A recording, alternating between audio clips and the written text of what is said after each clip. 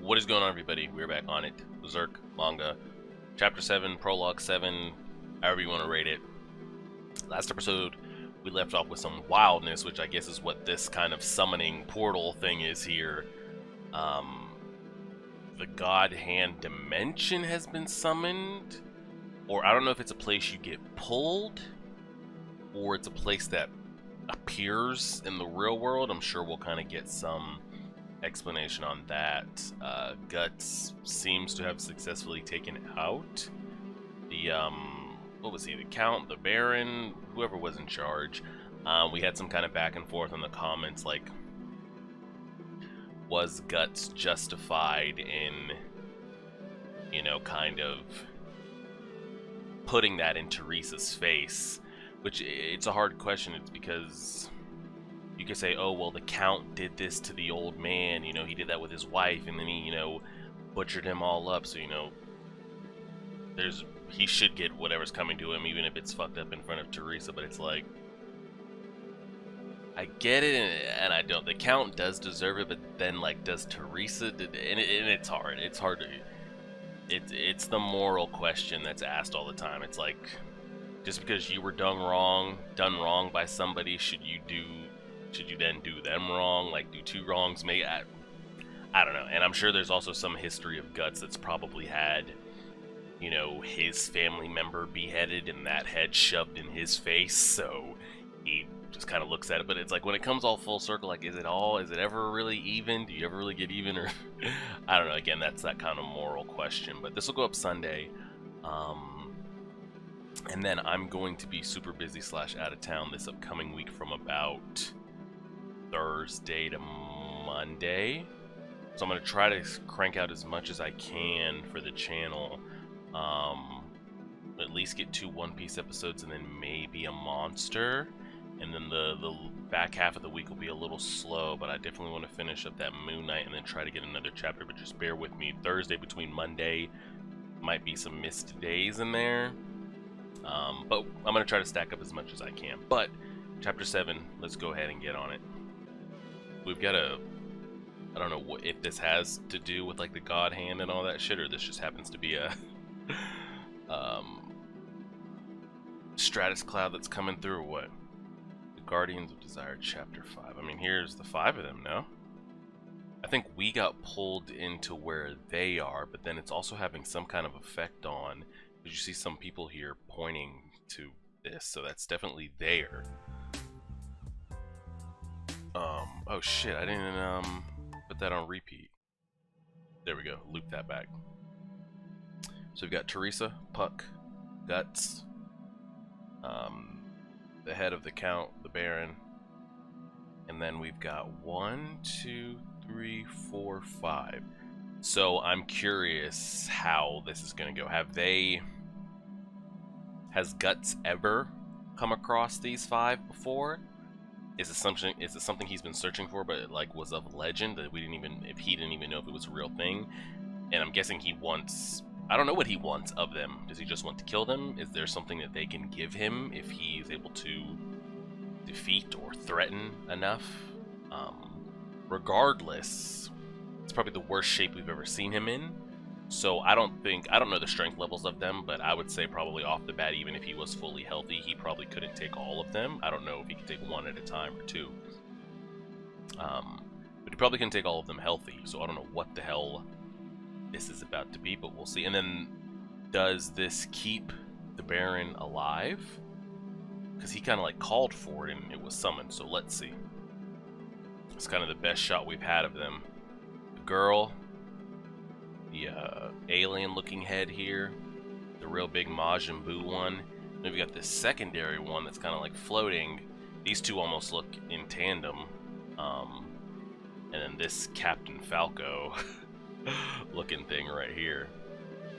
That's the God Hand. Oh, Puck knew that off the bat. Look at Guts. I mean, what are you gonna do? What are you actually gonna do? Griffith? You know that man by first name? Dang, I wonder what their history is. I wonder what his history is with all of them. Is it like a combined history Or has he come across each of them in their own like respective solo ways? Called that man by his government right off the bat. Is that actually it almost looks feminine here behind the mask.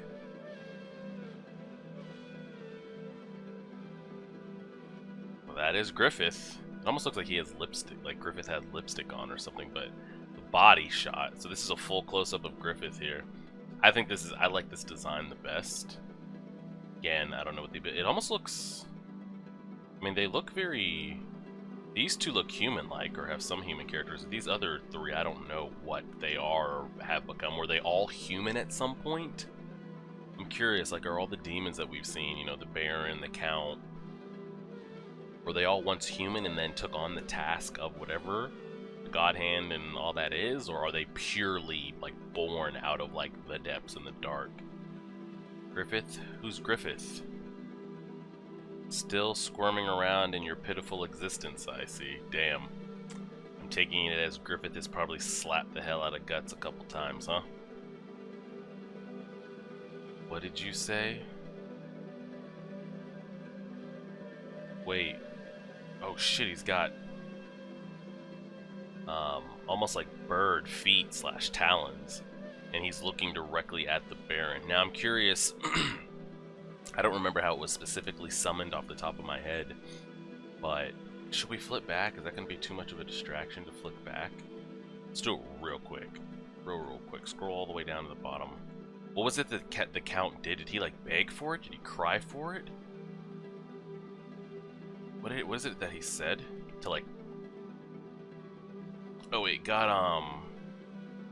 the Behelit got the Baron's blood on it. And I guess he let out a... Like, here's the thing though, I don't know if he knew that the Behelit had his blood on it and then made out that cry or that want, that wish, and it is granting it to him, or if it was just a coincidence that it happened to be touching his blood. Like, did he even know how to activate this or summon it? I don't know. That's a question that hopefully maybe we'll get answered. We'll see. They're all looking at his ass. He's not in good shape. You who have been ordained by the laws of fate. Your desperate desire for life has cleaved open space and brought us here. Is he speaking to the Baron or is he speaking to Guts? Archangel Void? So is that what we're calling this dimension here? Please grant me my wish. Take that man's life. Avenge me upon him, please. Oh, wow. So the Baron seems to be aware of, I guess, the void and maybe what itself or what the God Hands can do or grant. Like, he was pushed to death's doorstep, but I'm curious if the Baron was like fully healthy, could he just put his blood on the essentially the port key, ask for something, and he would also get summoned here? Or does it have to be like pushed to the brink, full of that rage and emotion, and it's got to feel that to then activate it? Or can I just give it my blood and make a wish and I'll get summoned? But he said he didn't want to die, and now he's asking for this. It seems like two different things he wanted. Like, do you not want to die or do you want to kill him? You got Teresa in here too? We can't do that. Oh. Your desire, which has cleaved open space, is nothing more than an over-attachment to life and a fear of death. It's not based on any personal hatred for that man. Oh, so are they saying if he had an actual personal grudge with Guts, that they would be able to grant him that wish? Like, oh, you actually do hate him? Sure, we'll kill him. Like, is that where it has to be out of pure emotion for the wish and not just one's own? Well, I mean, it is selfish desires. Like, if he wanted to kill Guts, it's because he personally hates and wants to kill Guts. It's no different than him wanting to live. So it looks like maybe they can't grant you life or death, but they can do an act of service for you. I don't know. We have come hither to grant you your deepest desire. You who have been ordained by the laws of fate. What is his deepest desire? But that man, he's the one they call the Black Swordsman, the one who's destroyed so many apostles of the God Hand. You should consider him a hated enemy. They probably know who he is. I mean, Griffith. Enemy, and then these other two are just over here chuckling their asses off. A few worthless servants killed is inconsequential to us. Black Swordsman, you say? His petty existence is beneath our notice. It's gotta feel shitty for Guts. He's been like trying to hunt them down. I mean, it's only been a handful of chapters, but we know he's been... Was it mentioned in chapter 1? It was at least 2 that he's been trying to find this or them. Oh my god, he stood up. I feel like he used up all that juice. I don't think there's going to be anything... Oh, this is just going to be the saddest attempt at whatever he's trying to do. I mean, look, knocked knees, fingers broken. I think he's actually missing a couple teeth. It's just a mess. Let's see what he does. Guts. Magnificent. He can stand up with all those injuries. Fascinating. Such impressive willpower and fighting spirit. Extreme hatred towards the God Hand, propping him up towards Them 2 in particular, who after all is responsible for marking him with the brand. And yet how long will he last? So Fem 2 is the one that... Did they show us which one he's standing at exactly? They didn't say Griffith, so it was one of the other. I don't know who we're giving that name to. This one with the glasses, or is that the girl? But they're the ones that gave that one specifically, is the one that marked him with the brand. What are you gonna do charging up those stairs? My petty existence. Thanks to me, who's fighting an army of the dead because of you. My petty existence. I know I read this entirely wrong. You're where you are now thanks to this petty existence. Thanks to me who's writhing around in my own blood. I know I read that completely wrong. It's a mess. Huh. Thanks to me who's fighting an army of the dead because of you. Writhing around in my own. Huh. You stand there putting on airs like you're some kind of godly being. He really hates that man Griffith, like keeps calling him by his first name and everything. Yes, you're nothing but a squirming sacrificial offering. What happened between them? Puck is asking the correct questions. What is it? It seems like he keeps addressing Griffith specifically, so I want that history update if we can get it. Oh god, that didn't go very well, did it? You just hit him with the backhand? Fool, don't you know that your brand responds to Demon King and causes you pain? Oh, his brand just started... Oh, wow, I thought he, like, judo chopped him in the back of the neck. The brand just started gushing, like, that shit just started going. Responds to Demon Kind. Oh, I thought it said Demon King. I'm like, who the hell is that? Your brand responds to Demon Kind and causes you pain. For lesser demons, you might feel a little more than a needle prick, but the greater the demon, the greater the response, increasing your pain without end. If that demon is too great, the pain might even kill you. Okay, so that could be, I mean, that's helpful to know. I guess going forward, the more constant pain we see that brand cause him, we can kind of scale the strength of the demon. But do they have to be... Because I don't remember... Was it really bleeding or causing him an issue with the last two like big boss battles he had? Was it bleeding or causing him any pain when we came across the Baron? I can't remember. Or like the apostles or these the Baron and the Count, are they like considered different than like pure, I don't know. Or like he said, maybe 2 guts, the level of those were so low that he wouldn't even notice it. It'd be like a needle prick. That's as far as you go. Dang, he's falling back down. Guts. He's finished. And clearly that's not going to be it. I would assume he's going to use that inner Berserk to snap right back up. I mean, he's used to the pain. I mean, we've seen that. Pain never seems to really be an issue. Oh. Alright, let's make bets right now. Does that blade connect, number one? Does he actually, like, get it there without it being, like, pushed away, summoned away, whatever Griffith's abilities might be? 2, if it even makes contact, do you think it even does anything? I think that would, as a viewer and as a reader, if he swung it and it made contact but like didn't even budge, move, scratch, or dent, I think that would really, okay, put Griffith on a level that I'm like, holy shit, we've seen him do some wild things with that 400-pound executioner Zabuza blade and shit. And for it to not even put a scratch on Griffith would be pretty telling. Let's see what happens.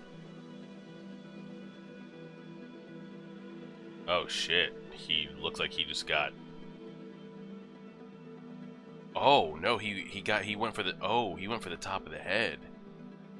Dang, it looks like he went for the top of the head, straight cracked down and ricocheted right back off. Jesus. Griffith is because I feel like if Guts isn't TKOing you out with the sword, I mean, yeah, he's got some flashy moves and he's got the, you know, arrows and the gunpowder in there, but like the sword is what's really been making him and saving him. If that's not doing anything, he's got some serious problems. That thing really just ricochet. Damn. All the way back down. I mean, not even back down the stairs. I mean, he got shot across the room. That's serious. And I think if you're Puck here, you gotta be freaking out. You've seen the wild things he's done with that blade, and it didn't even do anything. What tremendous fighting spirit. The fact that he could even swing his sword amidst all the pain. I'm sure he's hardly even aware. Incredible. And don't forget, his body is covered in wounds after his fight with the Count. Am I going down? I'm gonna go down. If that boy becomes one of ours, I'd love it. Oh, she wants him to become a demon. But he hasn't been ordained by the laws of fate, so he can't be among us. Besides, he's finished. Did Griffith really, like, not do anything? There was no, like, almighty push or force push or anything? Was that strictly just making contact with him, like, shot him back that far? It seems I have unintentionally granted you your wish. I'm so grateful. Enough of the sideshow. I mean, Guts doesn't die here, so... It is time to perform the Invocation of Doom. I don't know what that means. Count a sacrifice. Wait. Like... The Invocation of Doom, a sacrifice, like, can I give you my life as count? Or I gotta give you, like, I have to give you something living, aka Teresa. I think it's gonna have to be Teresa. And then I'm curious, like, every time they do this, like, summoning thing to grant a wish, to grant a demon to wish, is the sacrifice always given? And, like, can the sacrifice be anything, or does it have to be like a Thanos, Vormir, Soulstone type sacrifice, where, like, it's got to mean something to you? I can't just grab a random human and be like, yeah, here's my sacrifice. Like, it's got to actually be a sacrifice. This God Hand right here has his eye stitched up, by the way. I'm curious if we'll get a story on why, you know, he only... maybe both of his eyes are stitched closed, actually. Huh. Sacrifice. or that you can use the Black Swordsman. Not good enough count. What's the sacrifice for? It's like, okay, we granted you your wish, you gotta give us something? Or it's because even summoning them counts, you need a sacrifice. I don't know. But why? That man has already been marked for sacrifice. Oh. So he's already been marked so they can't use him? Not because it needs to be something personal to him or what? What's more, the boy is merely your enemy.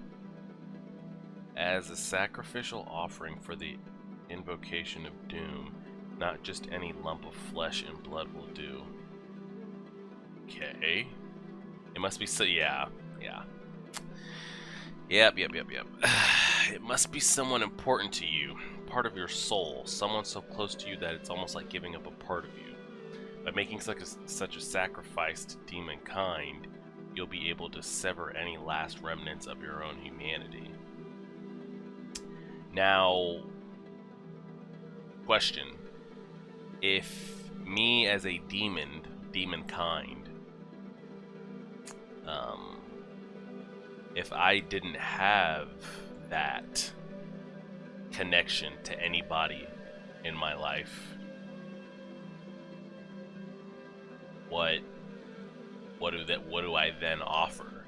Can my wishes even be granted if I don't even have anything to offer? Because, you know, they're over here talking about, you know, you make these sacrifices, you'll be able to sever everything and really get rid of your humanity. But what if you approach me and I've never had that connection in my life? You know, I never had a family or a connection with a spouse or a child. Like, it's just been me.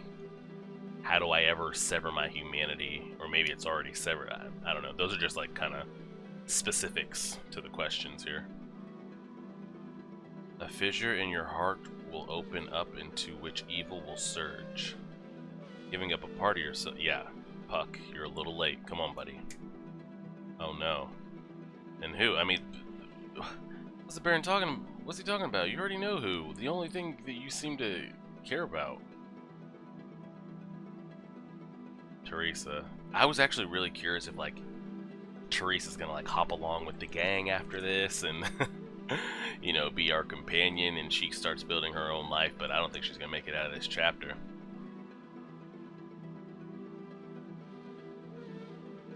Cut your love asunder, count. No, wait, please. If it were anyone else, any other person, my daughter, Teresa. That's right, any other person would be meaningless. Yeah, meaningless, count. Don't be so upset, just do what you did last time. Are we saying he gave his wife up willingly? Is that what we're saying? Because Teresa almost, I guess now that you think about it, Teresa almost spelled it out for us. You know, it was ever since their mom, her mom, his wife, died is when he changed. Almost like he did it out of rage. So it's like, hell, I lost my wife. What do I have to lose? How do I become a demon?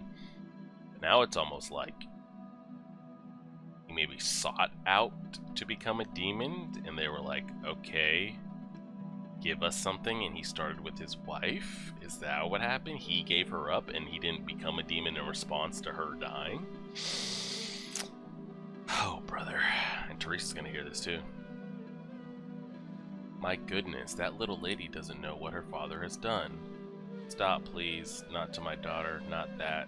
Here's what, well, of course they're gonna...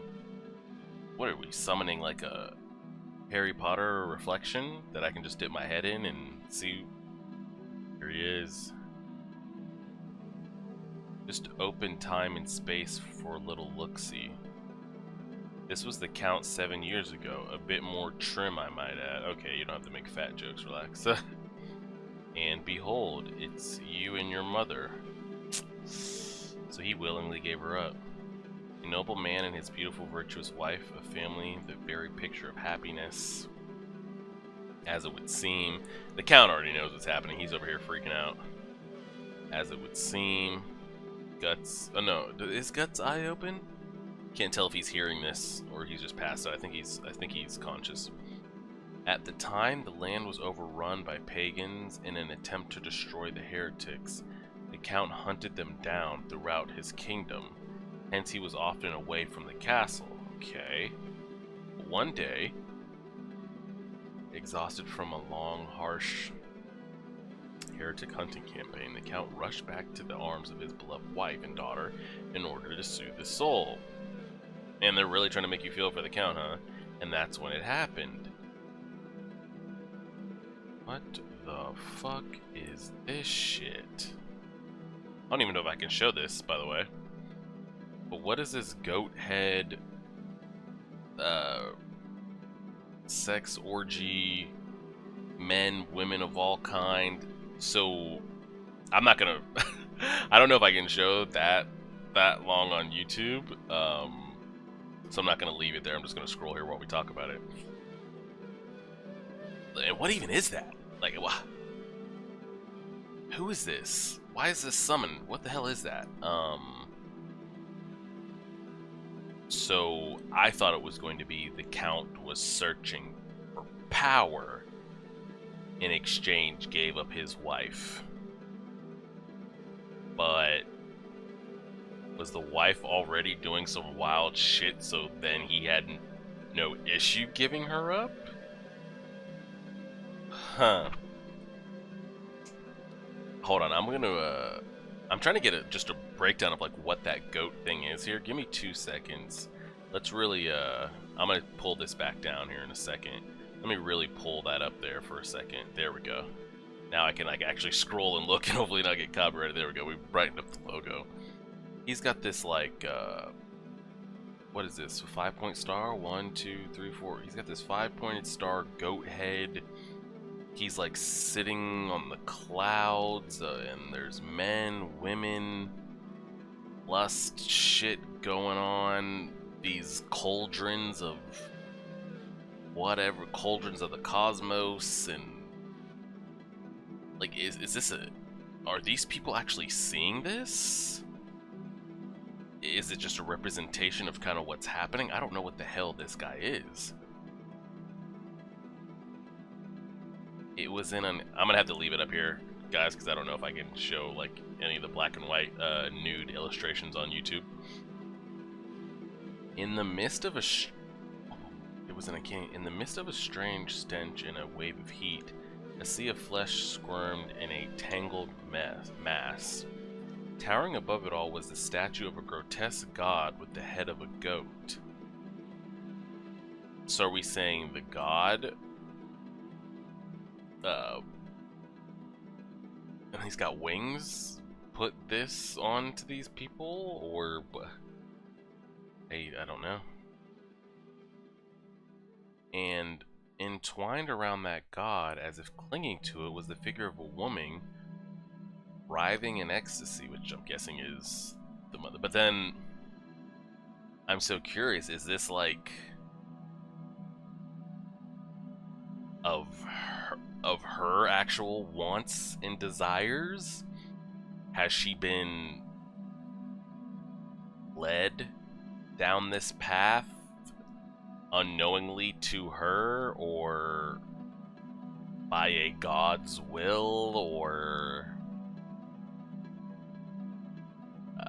I don't know. I guess we're gonna find out here. Contorting her face in pleasure, it was the figure of the woman he loved above all else. So was she just doing this? And then Teresa's seeing this shit too, by the way. Jesus Christ.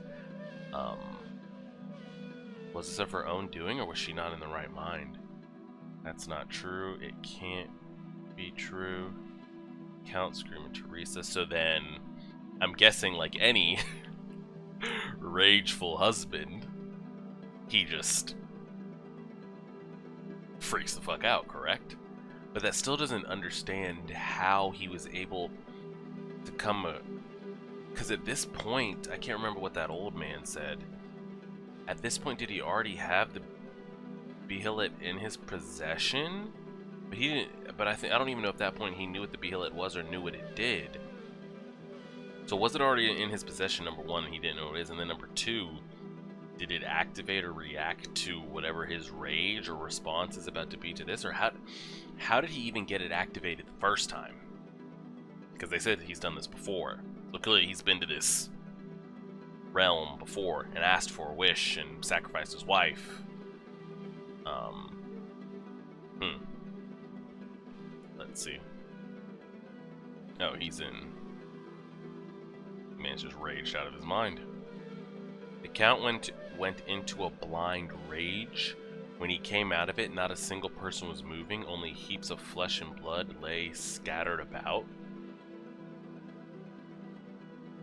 The man just went off. I'm sure he left his wife alive, no?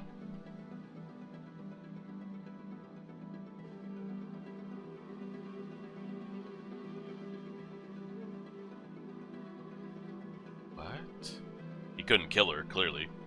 That's right, you couldn't do it. You couldn't cut away half of yourself. But, like, are we gonna get any explanation about this? Like, what the hell? Like, there was a floating god with wings and a goat head and the Star of David, if that's the Star of David, I don't know, carved out on his head. Like, what was that? How is that just hanging out with people, or is that just used as I don't know. I don't even know if that's going to get explained. It doesn't look like we have that many pages left. Maybe it'll be next chapter. And seeing the triumphant, knowing smile of your betrayer drove you to the depths of despair. You decided to end your own life to escape that despair. However was part of the wheel of fate.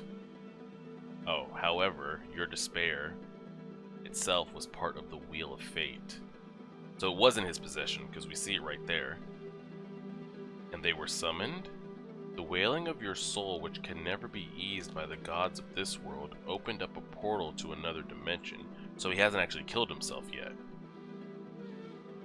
So the wailing of your soul, so he was in so much anger, rage, pain, wailing, as they say, which was never going to be eased by, I guess, what they're trying to interpret as like praying or anything like that. So his just pure hatred and not the despair and the no will to live opened that portal. Now it opened the portal because he had the port key in his possession, correct? If we remove that key and he just feels like this dimension isn't going to open, correct? I'm not sure. And you said, are you gods or messengers from hell? It makes no difference whatever you are, saving me from my suffering. If you do, I'll give you anything. And we promised you that we would make you into a supernatural being who would never know sorrow or despair. For a single phrase in exchange for just one. For a single phrase in exchange for just one phrase. And did they mark him or did they mark her?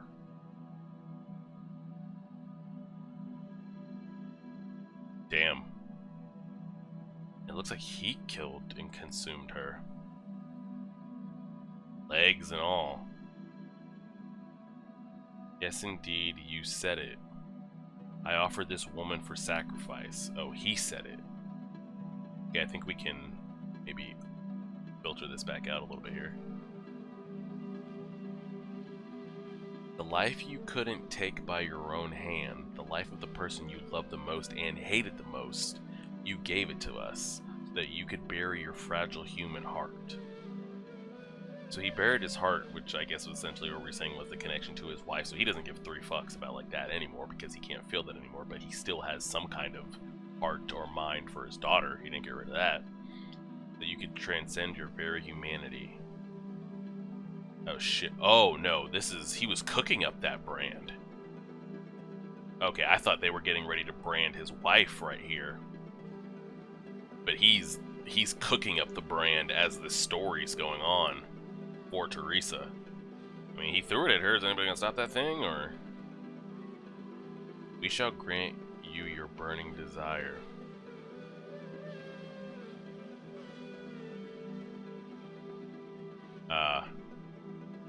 Guts is gonna go for it. Hey, Bug, all I need is my right arm. Make it so that I can use it. Hurry up. Do it now. Oh, and it ends right there? Wow. So, I was trying to piece that together. I guess even prior to this point. I really love the design of Griffith, though. Trying to see if we can get a still shot here.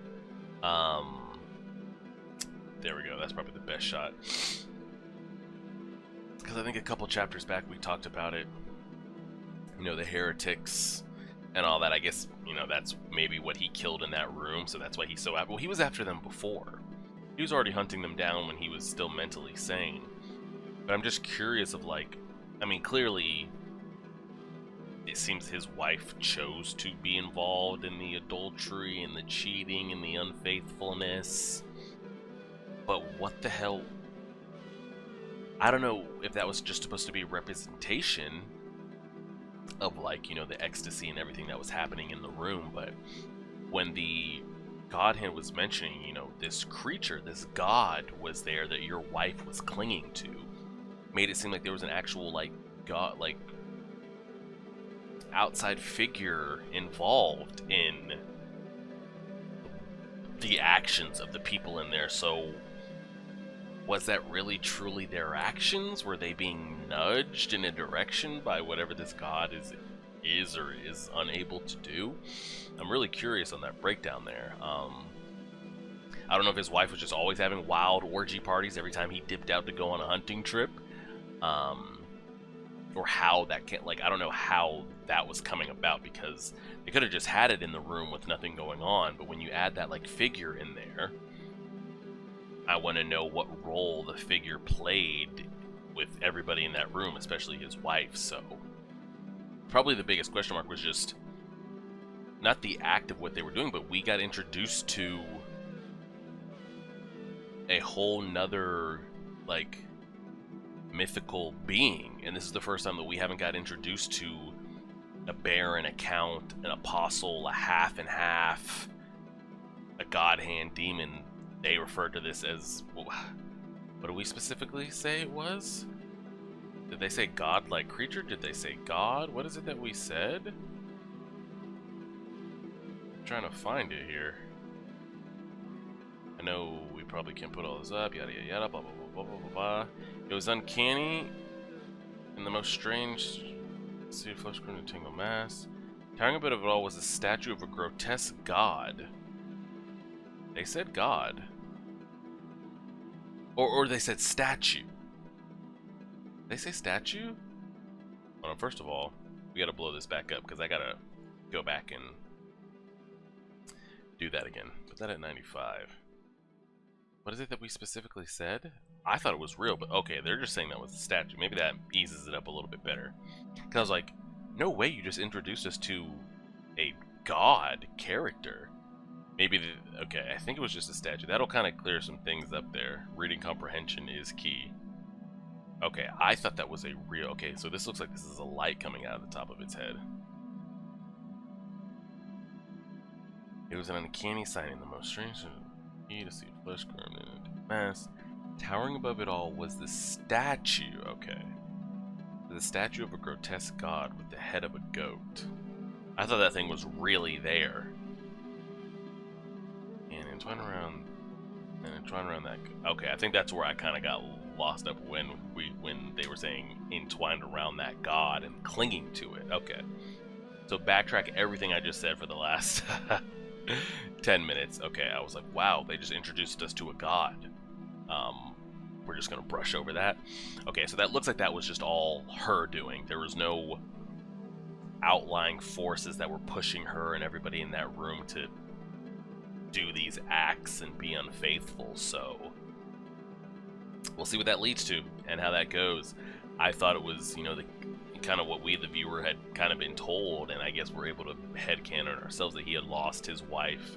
I can't remember if they said to sickness, or I think they blamed it on, you know, the heretics that he keeps hunting down. You know, they blamed it on wild things, and I think we came up with some thoughts on ourselves, and then because of that pain of losing her, he didn't want that pain anymore, and he wanted to become more than a man and chose to go that path.